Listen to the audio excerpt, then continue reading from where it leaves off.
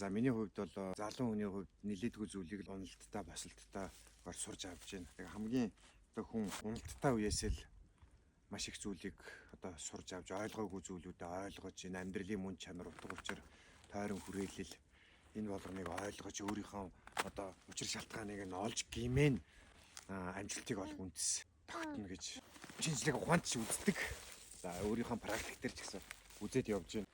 За тэгээд ойлголоо гэд түүнийгээ дадал зуршил болгож өөр дөөрөө хөвшүүлэхгүй бол тухайн хүний зүгээр л мэдлэг олж хувирна.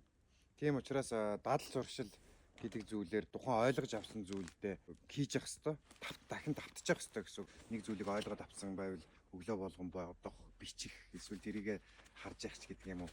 5 м хүүгээр давталтыг хийж явах нь зүйтэй.